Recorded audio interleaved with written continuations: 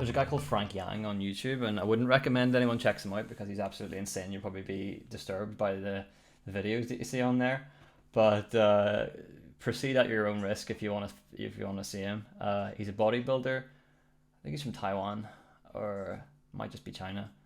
I think Taiwan's a district, and my geography's appalling. But he is a bodybuilder. He's I used to think he was on roids, but he's nutty. He's definitely nutty.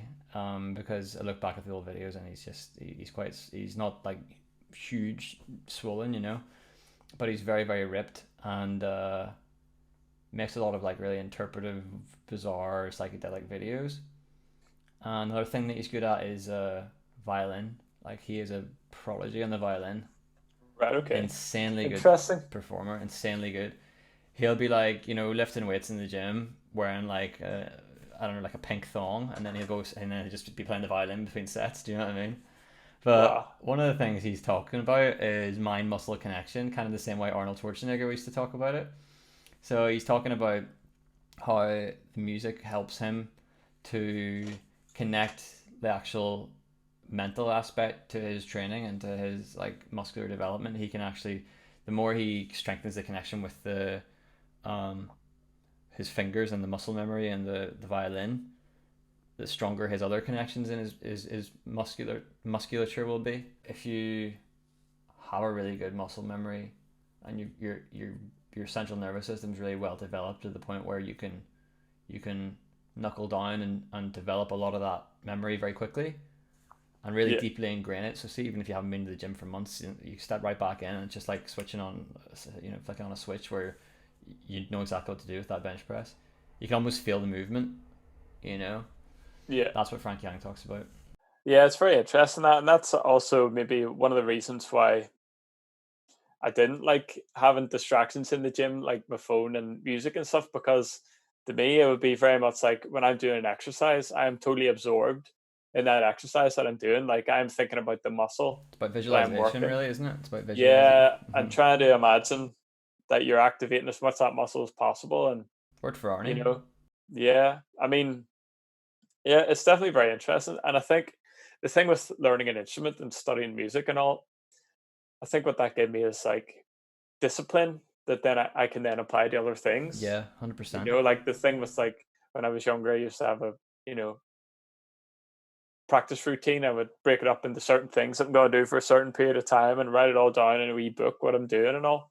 Yeah, So, there's a good quote. It's motivation is bullshit. And what that basically means is you can watch a motivational video to tell yourself to go and do something, but it's not going to happen. Motivation's temporary. The minute you do it and then you don't like it, like it's uncomfortable, then you'll just drop it. Whereas discipline is saying, no, I can't drop this. I'm going to keep going with it.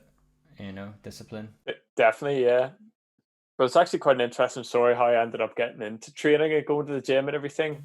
I was playing a gig one night with a wedding band, and about two-thirds way into the gig, this finger in my left hand, it felt like something popped, and it got really, really, really sore. I had to finish the gig, and this finger was really sore, and my hand was like tingling and started going numb when I was going to sleep and stuff.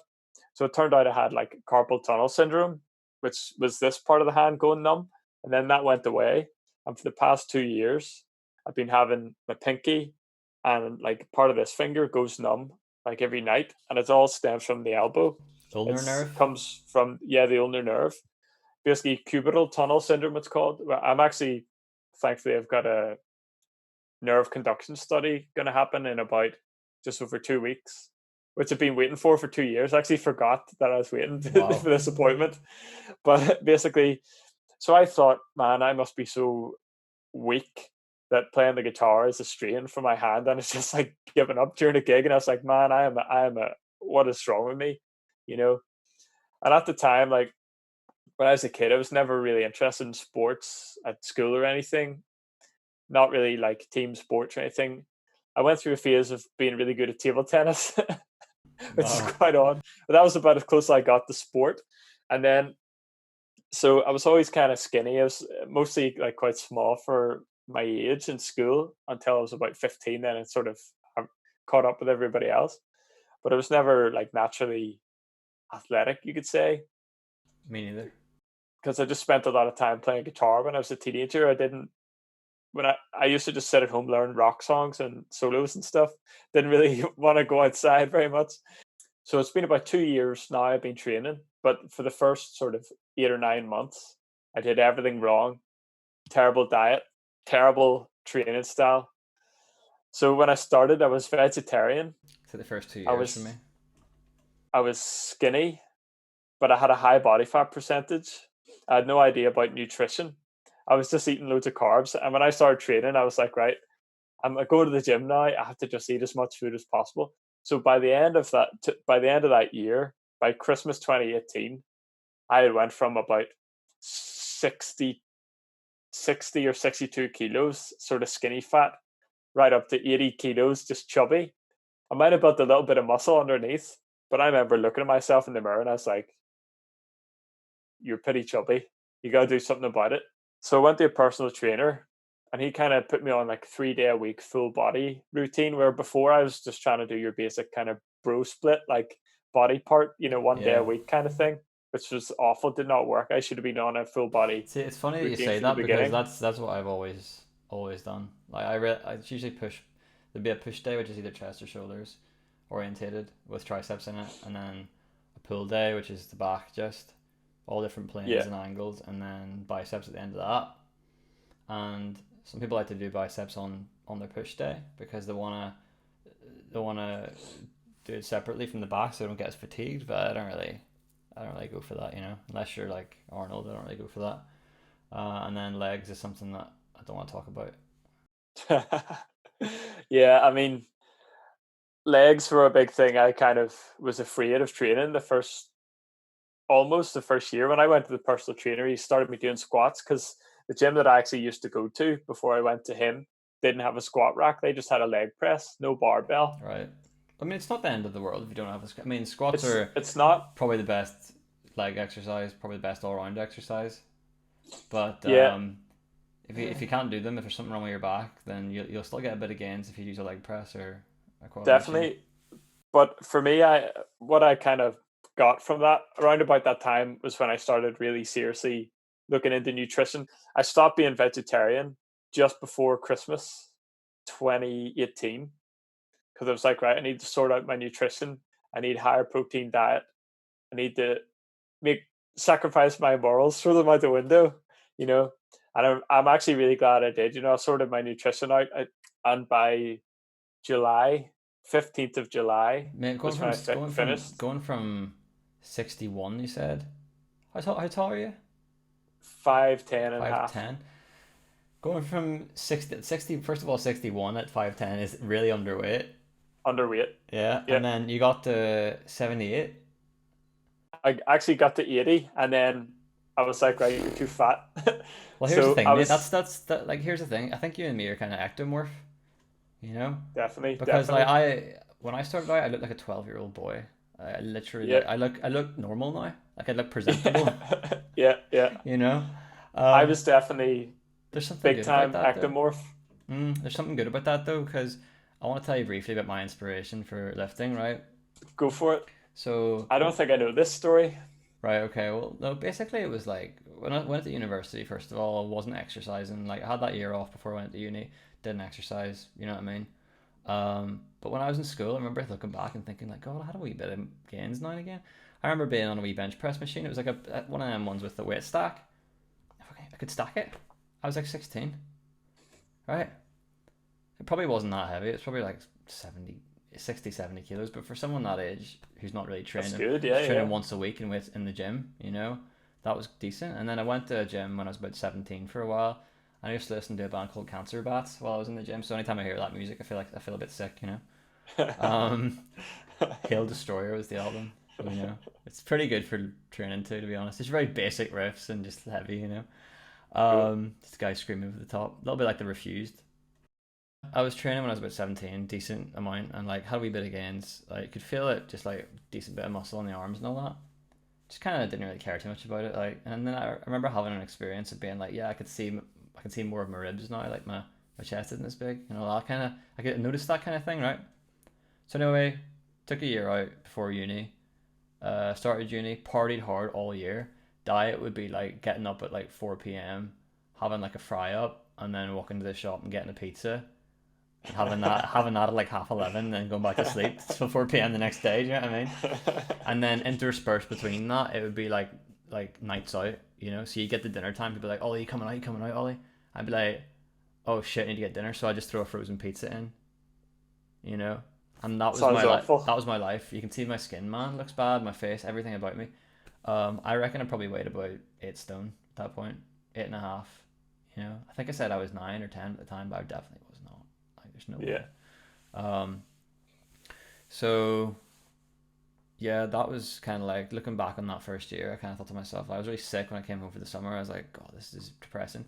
Got a pair of running shoes. Mum was like, you got to use these. I was like, I'll do it. Went for a run. Heart was like sore after 6 minutes. And I was like, this is pathetic, right? So decided I was going to join a gym, lift weights, just doing the machines. You know what I mean? Like, didn't go to the free weight section at all. Just doing like machine weights. Then eventually a mate showed me, like, this is how you do free weights. Laying a bench press, 40 kilograms, and like this, arms are vibrating all over the place. Do you know what I mean? Yeah, so man. Decided I would just focus on that and just like get better at it, whatever. Didn't take it super seriously till about 2015, when the anime series One Punch Man came out, and It's a good show. I saw Saitama, and he's not very big. He's pretty shredded. He's not very big, but he can put up some serious weight because he's like the strongest person in the entire universe, basically. And there's nothing that he can't do. Yeah. That was part of the inspiration to getting into like strength training and stuff, you know, 5x5, and then that's how I got my bench press pretty heavy, and like got my squat up, Cool. did decent weight, and then had fell off again, but that's how I got everything up nice and heavy, you know. And Cool. a little bit of mass came with that, but not an awful lot. So bodybuilding's been the focus for the last little while whilst I've been doing my first proper cut, and Yeah. that's been since January. It's a long haven't diet. cut since then. Yeah, I'm like 60.5 at the minute kg, which is ridiculously light, but I've got to just go with it. I'm short, so it's probably makes sense. Kind of physiques that I was quite inspired by would be people that aren't really that big. Number one for me was like Bruce Lee for a long time. I love that guy, man, because he wasn't very big. He's probably about what 5'7" as well, but he had great structure. He had tiny waist and broad shoulders, and he was totally shredded. But man, when he was doing it, filming Enter the Dragon, he was like 58 kilos or something, absolutely shredded to the bone. Massive forearms, way out of proportion to the rest of his arms, you know. Yeah. Not a very big chest, but it was all geared to the functional body to serve what he wanted. More like a praying mantis almost. Like, yeah, designed to kind of strike, you know. Yeah, but to me that is a physique. I'm getting my guns out subconsciously here. I'm like rolling my sleeves up, like sitting back, you know. Yeah, I mean, that to me, that's kind of a great physique. Like even a lot of sort of champion bodybuilders really admired Bruce Lee's physique for the muscularity and the definition that he had. You know, like you hear about Arnold Schwarzenegger talking about him, Flex Wheeler talking about him. You know, what did Bruce Lee eat? What was his diet? I think he was very fond of just a lot of like traditional kind of Chinese food, which would be quite high in like vegetable carbohydrate and just meat and stuff. I have a book, actually a great book called The Art of Expressing the Human Body by a guy called John Little. And it's all about Bruce Lee's diet and training and all that kind of stuff. It's a great book, lots of great pictures in it and stuff. But Bruce Lee, you know, he wasn't huge, but to me that's the kind of physique, it's very like aesthetic. You know, it looks great. A lot of people so shredded. like a lot of people talk about Brad Pitt in Fight Club as being like an inspiration for getting shredded, you know, because there's a scene where he walks forward and his abs are underneath the light, and that's kind of like the moment that you look at and go, oh, how shredded is Brad Pitt, you know. When I started getting into it and buying books and stuff, the first book I bought was Arnold Schwarzenegger, The Education of a Bodybuilder. It's kind of like his wee biography. But I very quickly realized that a lot of these guys were on some kind of performance enhancing drugs. Yeah, steroids. Yeah. And there's also, when I started getting into the YouTube thing, I very quickly found out a lot of these guys are not natural as well. No, and I mean, no matter how much they say they're natural, I don't really want to name any. Don't want to name any names. Like Brad Castleberry, you know, he's definitely. You know, he claims nutty. And there's a guy called Kenny KO called him out on it because Kenny KO takes steroids and he's open about it, and he's not even as big as Brad Castleberry. Do you know what I mean? So, I mean, I think it's very good if guys are very like transparent about it. well, like They Greg tell you Doucette, what like Greg you Doucette. Greg Doucette, that guy Derek from More Plates More Dates, the dude with the massive delts. He's very open about it. You know, he basically describes himself as like he's a guinea pig. He's Yeah. experimenting on himself. Well, You know, but there's a lot of people have died because of that kind of thing, though. Do you know what I mean? Pumping themselves full of drugs, you know. definitely. Uh, Dorian But Yates guy, was talking about the risk to reward ratio of it and all that, you know. definitely. I mean, Dorian. I watched a documentary about Dorian, and he actually is a very inspiring kind of guy just because he came from nothing. He built himself up It's in and Birmingham, became wasn't Mr. he? Olympia. Yeah, total working class, you know, went out living on his own from he was 16. It's a very inspiring story. But again, like, That's the thing about Birmingham, though. People peg it as a place where nothing good comes out of it, but Black Sabbath came from Birmingham. Dorian Yates came from Birmingham. If you look at these two different worlds, you've already got two icons coming out of it. definitely. But obviously, guys like that, absolutely not attainable naturally, you know. Mm. So once I started getting into that, I kind of with the jazz thing, I went backwards. So I went from the golden era of Arnold and a guy I really like, actually Frank Zane, very beautiful physique, very Yeah, aesthetic. Not for bit of a most short ass guys as well, now. wasn't he? Well, he was by 5'9". Most guys now Bit say taller that than me then. he's like tiny in terms of muscle mass compared to like modern bodybuilders. But Yeah. for me, like even though he was not natural, he was probably around about 190 pounds, Well, I know 195 pounds. Franco Columbo was a bit shorter. He was like He was very five short. Yeah, four or something like that, wasn't yeah, he was very short. So I went backwards, and then I started looking into guys that were, you know, bodybuilders, late 1940s, early he? The 50s, like Steve pioneers. Reeves, Reg Park, and I really got into this guy called Vince Gironda. I really liked him. Um, and he was kind of like a bit of a mad. Everyone thought he was mad. You know, they called him the Iron Guru, and he had a lot of these crazy ideas about training. He said like, "Don't do squats because it makes your ass big and all this," which he's probably right. You know, Of course it it worked does. for me. Got the booty. But yeah, so I mean, I think with bodybuilding, it's all about like finding whatever works for you. You know, because me and you, we were training together back in February, and you kind of helped me out with some stuff. But we have very It's just different like it's bone nice to, structure. yeah. I mean, it's nice to train people and get different ideas on it. You know, like your full body thing and all. I couldn't do that really. You know, I don't I think. actually don't do that anymore.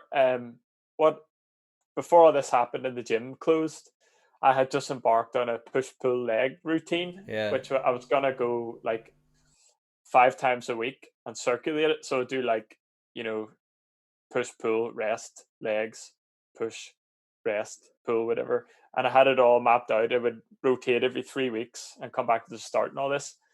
And I kind of felt like this was where I needed to go to make more gains because I did the full body thing. So when I went to that trainer last year, he had me on a full body kind of thing. We worked on like compound movements, squats, bench press, barbell curls, pull ups, and stuff like that. Um, and then when I moved over here, started going to Olympia over in Boucher Road. Um, that's when I started doing a full body routine. It's kind of a combination of Steve Reeves routine, but abbreviated, mixed with like a Dave Draper routine that I got from. I have a quite an extensive collection of bodybuilding books now, Yeah. and I ran that routine for about 7 months solid, and I went from about 62 kilos up to 70 kilos, still pretty lean. So I've just been cutting down since February from 70 to what I'm at now, which is about 66. Gonna keep the cut going for a while, but it's going pretty well so far. Good move. Good move. I've just been continuously doing it. I kind of feel like there's not really an end in sight right now until I'm ready for. I don't feel bad though. You know, I don't want to pig out. Really. You know. That's good, yeah. I mean, again, it's like the discipline thing, Yeah. you know. Yeah. I tell myself like, if you eat a pizza, you're gonna die. You know.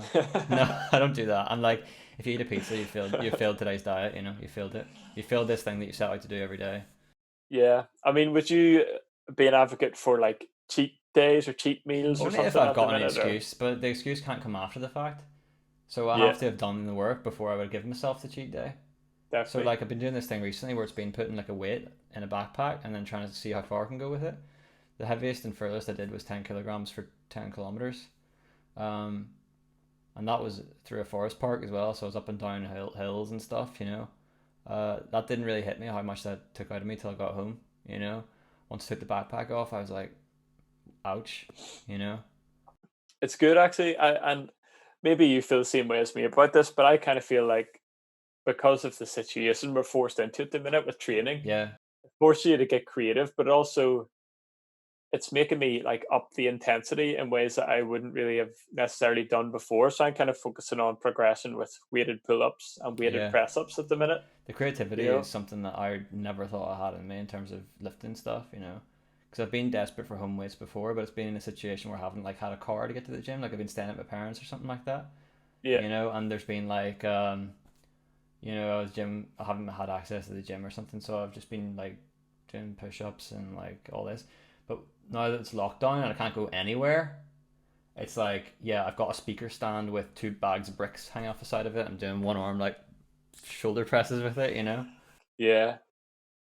I mean, I must say the thing I really miss is being able to train legs heavy. You know, I was doing Heavy bench what for was me. for me very heavy squats, What were your squats? and the heaviest I got up to was 140 kilos for 4 reps at a body weight of just under 70 kilos. So just slightly over double my body weight, Do you want to hear which my was, crowning achievement? No, I set up the camera to film it, and storage space was full as soon as I started the lift, so I don't have evidence of it. I've got one guy that was with me that spotted me that could vouch for me. Um, it was 102.5 kilograms for 4 reps on the bench press at 63 kilos body weight. that's pretty insane. Yeah, I thought that was That's, good. that's Like, very good. Yeah, it's very it's good. powerlifting quality, that, you know, at least competitive entry level powerlifting, junior category Yeah. perhaps. Maybe Yeah, I not mean that adult it's very category. good. Like, In terms of yeah, American YouTubers and people like fitness YouTubers, well, there's some American, some Canadian. Actually, the ones that have just popped in my mind are all Canadian. So I was going to talk about Omar Isuf and Will Tennyson. You know, yeah. I like those guys. they give really good advice on diet and exercise, especially Omar. Yeah, he's great actually, and I like his sense of humor as well. He's very good. And that guy Will Tennyson as well. He's very enjoyable too. You know, there's a lot of once I started getting into this stuff, it's kind of like you go down the rabbit hole and you find one guy who kind of leads you to another guy. Who would be your first kind of like YouTube kind of fitness guy that you started really watching? Elliot Hulse. Right? Yeah, I didn't really like that guy very much to be honest. It depends on when along the path you saw him. Because right Yeah, I now only he's like saw him a like not right now he's like 2 a years spiritual ago. healer. He's not even a he's like a businessman spiritual healer. It's really Yeah, strange. He used to be really like just the guy you went to for advice on YouTube and how to lift, you know, like bar path for different exercises and you know variations in exercises. He showed me how to do that rear delt thing. Just an amazing guy. Bizarrely, also the Hodge twins way early my on. brother used to watch them when he was big into Yeah, going to the gym. yeah. But Omar was an early one as well because he was, and Frank Yang, that crazy guy, he was one of the early ones. I got into watching Jeff Cavalier pretty early on, Athlete X, Yeah, and he gives out good information, and he's definitely natty as well. Like he's been training for probably I 30 I, years I or don't something. know. When you talk about Natty, you're looking at the size. I think the shreddiness doesn't really come into it, you know, because when you see somebody who's not natural, you can sort of tell by like the absolute massive size. Like your arms don't need to be that big naturally, so there's a bit of a plateau. You know what I mean? Yeah, And then when you come to like, but then there are guys genetically that are really big who just look like Thanos from birth, and then they just kind of, you know, definitely. if they get shredded, they're doing well. I mean, that it definitely is something that what everybody needs to realize is it's massively about genetic factors, you know, and you got to work with what you're given, you know. And the thing that I actually found very interesting about dieting down was when I started to see like vascularity and a bit of striations coming in the shoulders and my chest. You see like where the pecs split and everything, and you Yeah, start to see the anatomy the of how your body attachment is points and all constructed. that, the attachment points and stuff. Yeah, Yeah, and I had like never seen my ab muscles until the last couple of weeks. I'd never seen them before. yeah, last year I was the same. I never seen my abs until I went on a diet, and then you're like, whoa, I actually have a 6 pack, you know. And the thing is, like, I discovered that But everybody has one. Everybody has one. everybody does, yeah, but Yeah. my abs aren't actually lined up perfectly. They're not They've symmetrical. It's got like that thing one, where it's staggered one after the other. Yeah, yeah, yeah. but if you're lean enough to see your abs, that's still gonna look badass. It's just cool. I do So, definitely feel a but lot skinnier now than I ever have. I don't feel like I've been training for since 2013 or 15. Do you know what I mean? Like, yeah, but when I look at myself in the mirror, but I'm pretty satisfied with how it's going.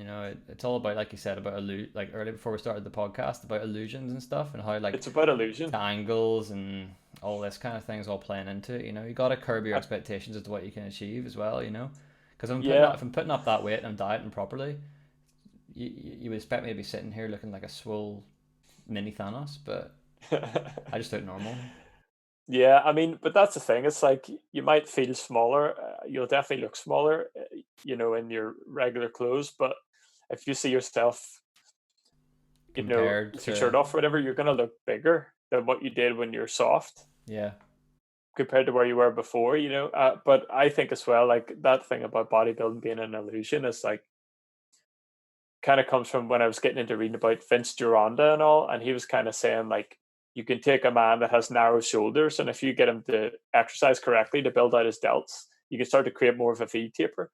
But the thing that I actually noticed when I did go on a diet was that structurally, just to interject there as yeah, well, you could have somebody who's got a very narrow waist naturally and wide shoulders naturally, and you don't have to do anywhere near as much work as that person does to achieve that look. yeah, definitely, and that's like someone that would be considered having quite good genetics for bodybuilding, which I actually discovered I actually have a very small waist and reasonably broad shoulders in Well, that's comparison. what Yates says as well. He says like if you've got a body where it's just all pear shaped, you're never gonna be able to do it or make it as a competitive bodybuilder because of Exactly. you're never gonna be able to build up the right kind of frame around the right kind of frame. Exactly. And so that's something that like I'm never going to be Mr. Olympia caliber or anything, but You got to play to one, your strengths though. Do you know what I mean? yeah, That's why I'm focusing on the 5x5 chimpanzee style physique. Do you know what I mean? Like just blah, blah, blah, just as heavy as I can. You know what I mean? yeah. That's why But it's my main focus. when I went on a diet last year and I got my body fat down pretty low, like probably about 11, 12%. Very, like I was 62 kilos at the end of my diet last year. This year when I It's cut, very light for your height. Very I light for your hope to height. be 64 this year, but when I dieted down, I discovered my waist is like 28 and a half, 29 inches, Mate, put you it this know. way: none of my jeans fit me now, and I'm actually Yeah, I had to pleased. buy, I went from size 32 to size 28 That in seems to be three the months. range for guys around about our height in the upper 5 foot range. It tends to Yeah, be like a 32 to a 28 kind of thing, depending on how lean you are. yeah. Although it seems that, Unless you're packing a massive dong, in which case you got to put that somewhere. And yeah. you need to just get a wide pair of jeans and put a belt on it. Otherwise, you're gonna get nutsacks squeezed and nothing. Yeah, definitely. But I actually find it very hard when I go into the shop to actually find jeans with the waist size small enough to fit me. Like usually when I go into a shop, the smallest I can find is 30, Yeah, and 28 is you hard to can't come by. find Yeah, yeah. 28 or 29 very rarely. But so that's kind of what I discovered. Like small waist, comparatively broad shoulders. I don't really do very much work for my actual shoulder muscles, and they're quite like I'm happy with them how they look. I don't have to do very much. Things that I want to work on. It's like I've got no traps. I want to build the traps a little bit, but I kind of like I don't like the traps to be too big on like physiques that I admire anyway. And like Steve Reeves bought his book, and it's all about his book's called Building the Classic Physique the Natural Way, and it's all about like symmetry and proportion and how ideally you want your biceps and your calves to be the same size, and also that measurement should be the same as your neck and everything. And then I like, don't know about that. Like well, I mean, like arms the same his size as the measurements. neck. Well, I No, suppose when you the actually think biceps the about it, same as the calf, when you think about it, and like your arm. Yeah, I it's mean, at the like minute, my neck is I think 15 and a half inches in circumference, and my arms like 14. So I got a bit of work to go. so. This is just public service announcement. Guys actually measure all of their body parts, Yeah, yeah, not just not just one, not just the the obvious obvious. one. Yeah, yeah. So that's something you can get very nerdy and very like analytical about it that way, and actually measure yourself. Like I would do it maybe once a year, measure my arms just to see, and actually put on an inch of my arms in the past like 7 months or something, Yeah, but which you're is still getting those. You're probably still getting those newbie gains though. Do you know what I mean? To find that even probably comes with strength and everything in the first year or two. If you kind of just forget about, if you've been doing stuff wrong for a while, you've got a bit of room to backtrack and get the noob gains. I think. definitely. Well, Because I kind of I feel saw like no difference between when I started like on the weight machines and then like maybe like a half a year into proper training. There was no difference between those two times for yeah, me. my first year of training was just wasted. Basically, I just kind of got fat, built very little muscle, got fat, didn't know what I was doing. So I kind of see it as like I've only really been training properly for the past maybe 13 months or something. Yeah, like you think about it this way though, like I don't really learn by example. I always learn by doing something wrong. You know, Yeah, like it takes me to try it myself and do it wrong you know, before I'll actually know what you're meant to do. You can say to me, "This is what you're meant to do. You're meant to have this kind of diet. You're meant to do it this way. This exercise. Blah blah blah." I just won't follow it. You know, until I've made the mistakes myself, and that's how I bust my back doing a deadlift. That's how I wrecked my elbow doing a bench press. Couldn't do a bench press for a year and a half on a barbell. wow. Might be longer than that actually, because I did it. Let me see. 2016 was when I got into the 90 kg range. I think I was off benching from around about that time until 2018 would have been 2 years no benching. So I just worked on dumbbells. Yeah, you know, lessons have to be learned the hard way sometimes. I mean, thankfully, at the minute, I've had no injuries in the gym, but some like that problem I was telling you about with my elbow does sort of stop me from doing certain movements. Like I can't really do barbell shoulder press because every time I go to lift the barbell up, I feel it in here and that It's nerve. like So I, sort of in like the little groove there around the edge of the elbow.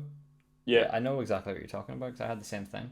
And I bought like the this. funny bone, that's Yeah, what people would call that, yeah. but There's a thing called a flex bar I got at one point. It's supposed to help it. It was supposed to help the muscles like on either side, and it was like a red bar, and you kind of bend it and twist it, and then you bend it. You hold it like one way like that, so it's coiled when you have it, and then you release it, and yeah, it kind of pulls your arm out by itself. You know, but I didn't find it much help. You could do it with a sock or a face cloth or something. You know. yeah. But that for me was just a case of right. I'm not going to do that movement. I'm going to do dumbbell shoulder press, instead, because you're not fixed in that kind of. You can track your movement with the dumbbell. Do you want to hear a You know, tragic story? Something happened to me a couple of sure. days ago, mate. So I got a barbell, yeah, and I've been doing barbell presses and stuff from home, overhead, rows and some squats with it. So I'm quite pleased I've got the barbell, right? But overhead press is a weird one for me because it's one of the only exercises that makes me go completely black and dizzy and like funny sounds in my ears and everything, right? So it's not even that heavy a weight. I'm doing like overhead press, 3 sets of 10 with like 40 kilograms, right? But I'm cleaning it up from the floor. I'm like, you know, and I do that, and I live on like a fifth story balcony, like a fifth story apartment, and there's like a glass balcony door, which is like, um, it's a 5 story drop outside it. Like there's no balcony. It's just a Juliet balcony, so there's no like nothing to step out onto. Yeah, I pressed the barbell up in the air for the first rep, yeah, and brought it down and went dizzy. Like everything went kind of black. I don't have any proper clips on the side. I've just got like these little screw things that you tighten on the side. So the yeah, way, like when I went dizzy, my arms must have come down different speeds. The plate on the right comes sliding down, and it kind of just takes me with it, right? And I'm flying towards this balcony with this barbell, and it hits against the window, does not shatter, does not break the window, and I kind of crumple into a heap next to it on top of all my little potted plants that I've got down there. wow. Lying in a heap. Man, It was tragic. could have been a lot I worse. could have been Could have been straight. a lot If I had worse. any more momentum, I could have been straight through that balcony and out the window. Yeah. That would have been Well, the end of me. yep, yep. So needless to say, Wow, I haven't been. I finished the it's a sets. near-death Like experience. I did 2 more sets, Fair play. but Back on the horse. but I stayed far away from the window, and actually Yeah, remembered to breathe. yeah. I think with the barbell I have, the max amount of weight I can put on at the minute with the plates I have is 38.5 kilos. and I'm squatting with that like 4 sets of 40 to 50 reps to actually feel anything. Why don't you try and do like, have you got a bench you can lie on? No. Right. I was gonna say if you could get some way to, or maybe even do like a floor press with one heavy dumbbell and it's something to keep you down on this side, you know? Because if you had something you could grip onto to stop your body from rolling across, you could have like one heavy dumbbell and be like just like that, you know, Yeah. and I then mean, change like, arms, like maybe a 30 or a 28 or something. yeah, I don't know. I'm still trying to figure it out. I mean, I'm kind of going pretty well with the weighted push-ups and the weighted pull-ups and things at the minute. So Yeah, I'm that's stick to the I calisthenics. think that's pretty good. Yeah, you can always justify it and say like, oh yeah, I took a break to do calisthenics to try and strengthen the, I don't know, mind muscle connection in different ways. Because if you stimulate it differently, it does different stuff, right? So you want to mix it up, do strength one time, and the next time you're doing high reps. So why not True. do some calisthenics or whatever, you know? Imagine how much we'll appreciate the gym when we're able to go back to it.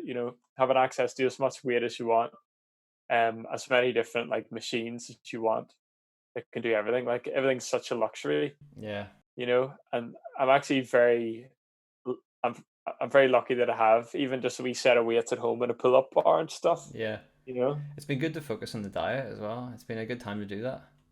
You know, yeah. people have been losing So weight over lockdown because they're able to focus on just tracking the calories and all a bit more and thinking about what they eat and having total control over it.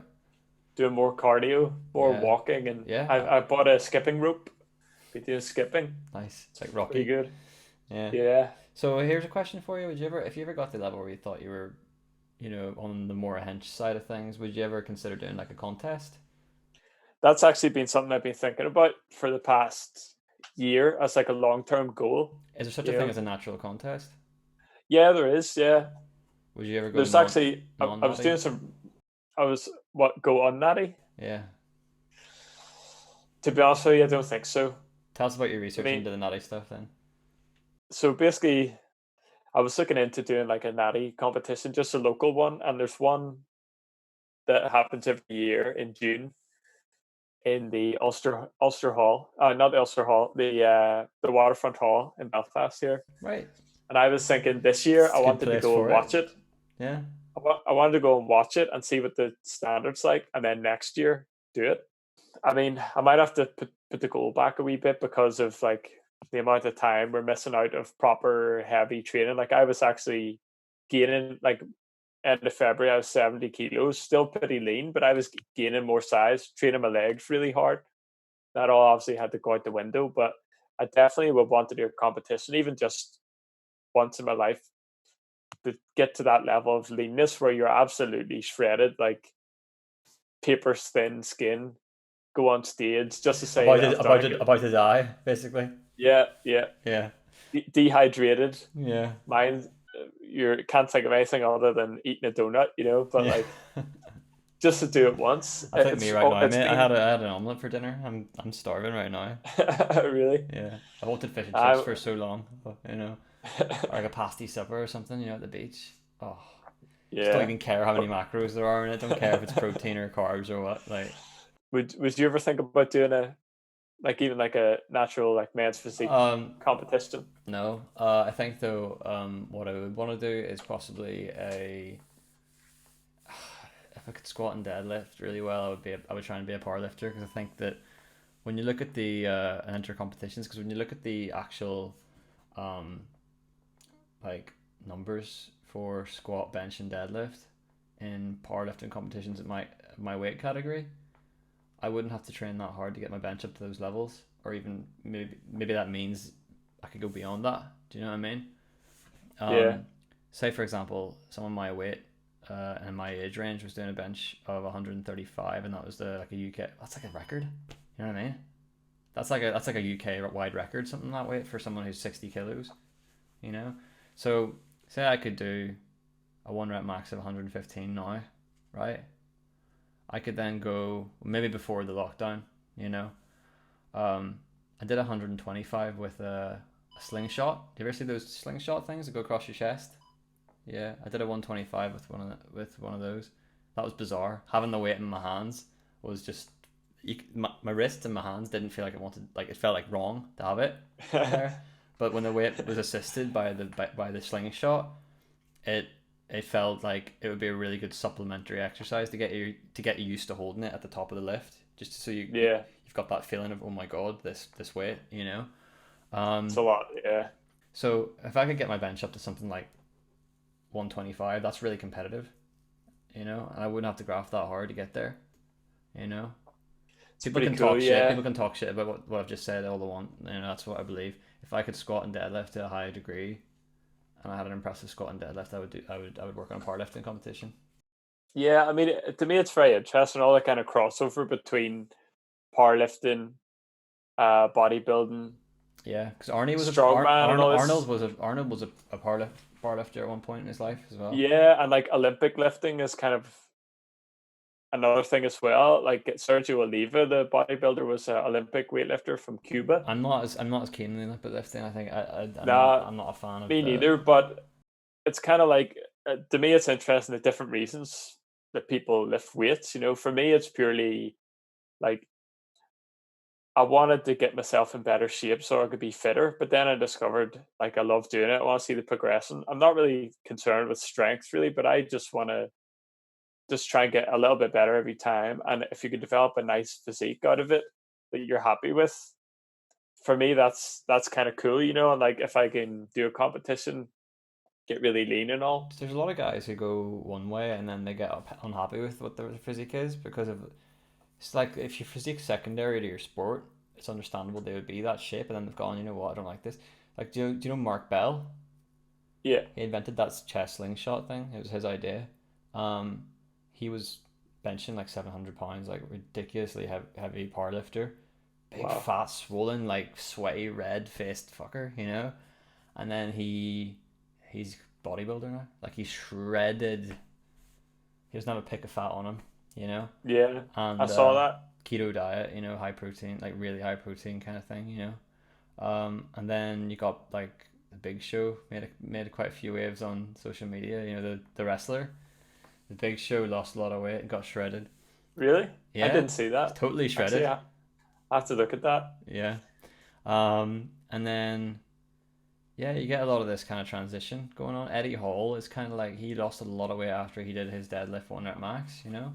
Mm, And yeah, I mean, he had to have the weight on his body to physically do it. If you're not at least half the weight of what you're lifting, it's an effort. Like, you know, he must have been over 200 kilograms when he did the 500 kilos, and that's 2.5 times body weight. But then if you go through the rankings and look at the different levels of what people lift at different body weights, 2.5 is like it's excellent, you know, but it's not world class.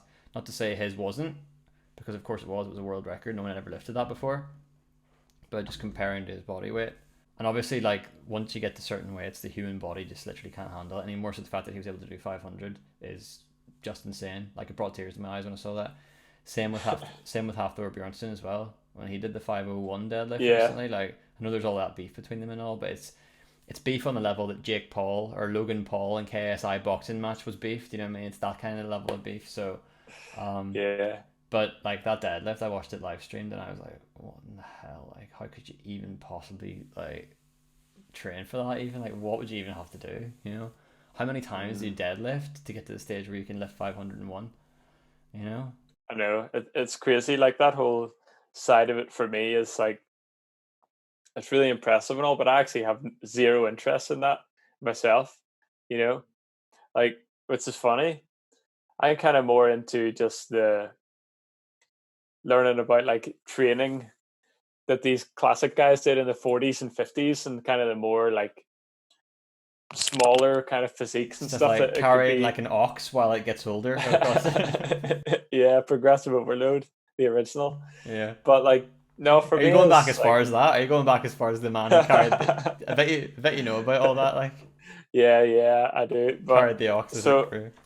I don't know, for me it's like that's not a direction I want to go and it's not something I feel is attainable at all. But if I look at like I don't know, so like a physique like Bruce Lee or um to some degree Frank Zane, even Frank Zane, it's not achievable naturally, but it's still, you know, it's very proportionate, very aesthetic. Yeah. It's not huge. Like I actually really I'm not a fan at all of like modern men's open bodybuilding. You know, all these guys like Kai Green, Phil Heath, Big Ramy, and all. Yeah, To me, it's quite freakish. the Palumboism.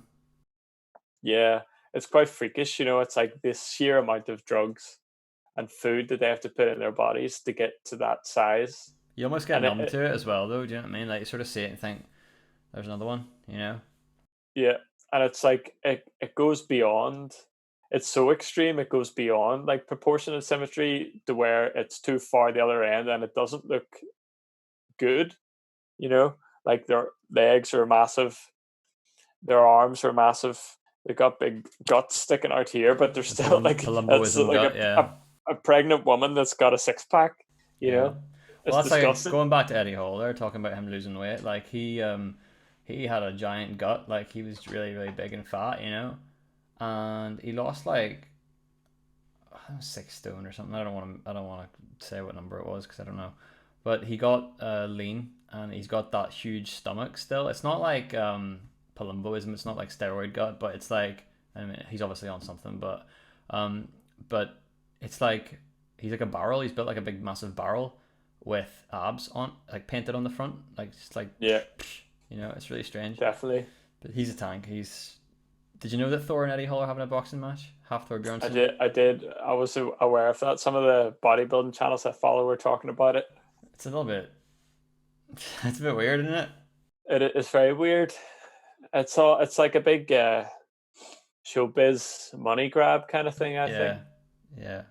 But You know. I'm still interested to see it. It's still going to be really like interesting, like mad to see, because everybody knows the Mountain as being this complete and utter tank, and everybody knows Eddie Hall for being the 500 kilogram deadlifter. So it's like the two strongest men in the world practically putting against Yeah. each other. Like when have you ever had Well, that? When has there ever been a match where it's been the two strongest men in the world? I know nothing about it, nothing about boxing or anything, but I know that probably Hathor being that much taller and he would have more reach. You know. Yeah, but Eddie Hall's a bit of a brute. Like you see him True. training, like True. Hathor's a wee bit kind of. I don't know. I think Eddie is more determined. Like he when before the 500 kilogram deadlift, Eddie Hall had never lifted 500 kilograms or anywhere near it.